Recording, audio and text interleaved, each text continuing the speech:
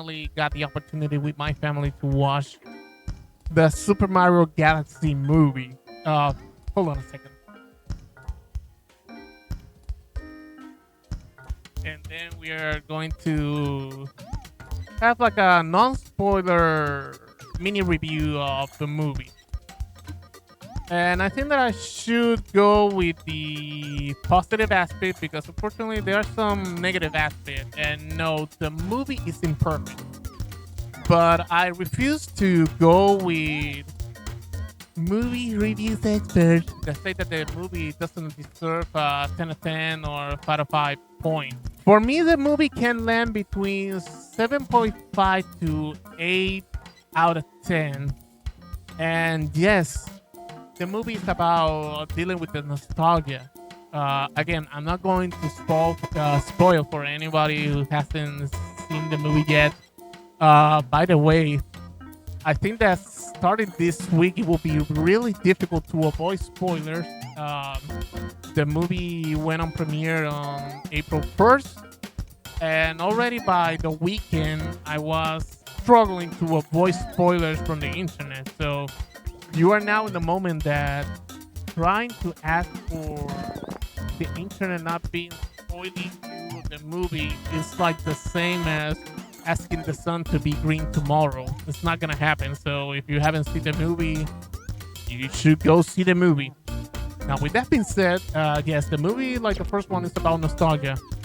I think the first movie landed a lot in the Super Mario Brothers universe, or the Super Mario Galaxy movie, which is the sequel of the original movie, really served also as a big nostalgia point. While I would have wished that the Mario universe was the whole thing about the movie, it was kind of welcome seeing other franchises, and I'm not going beyond what we already know. The Fox McCloud was revealed by Nintendo itself that it was going to be appearing in the movie. Now, my non-spoiling take is that while it was welcome having Fox McCloud as part of the movie. I'm thinking about those who haven't seen Star Fox or Fox McCloud for the first time, and I think that the movie doesn't help in a representation if you're having somebody who needs to be introduced to Star Fox.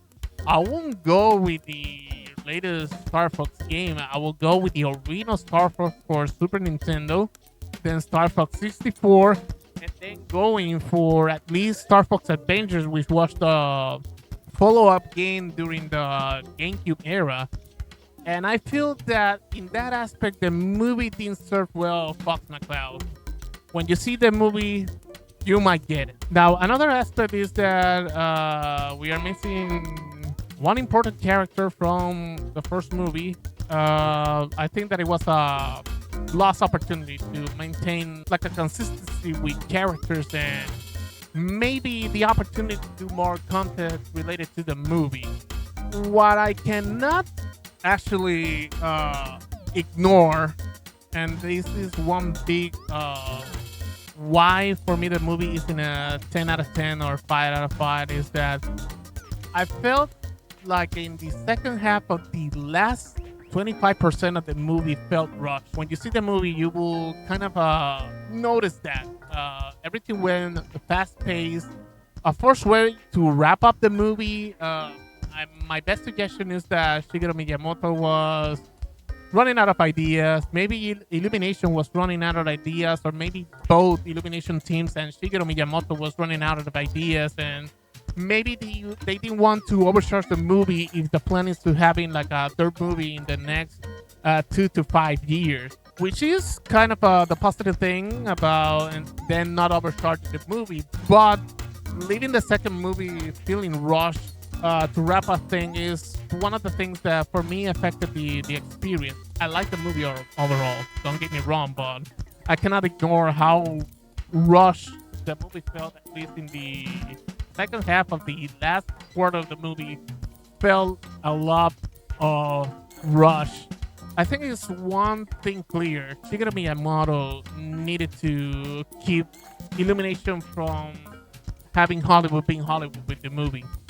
That's the positive that I can get about the synergy between Illumination and Shigeru Miyamoto. Shigeru Miyamoto And yeah, it will sound in contrast when I say that Nintendo has this disturbingly tight grabs on their IP or their intellectual property.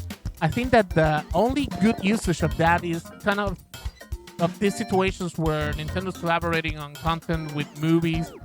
And of course, it's been more than 30 years after the last Super Mario and only Super Mario Brothers movie with Anthony Hopkins and John Leguizamo, which yours truly was, I think it was on kindergarten or pre-kindergarten when that movie came out, or maybe I was first grade in elementary school. It wasn't a bad movie, but comparing to the Super Mario Brothers movie and the Super Mario Galaxy movie, evidently back then Shigeru Miyamoto didn't have that power enough to actually maintain Hollywood in line and what should have been a Super Mario movie. I think that here the contrast with the Illumination collaboration, Nintendo made a great decision on having Illumination agreed that Shigeru Miyamoto is the filter for all ideas and content that they wanted to include in the movies.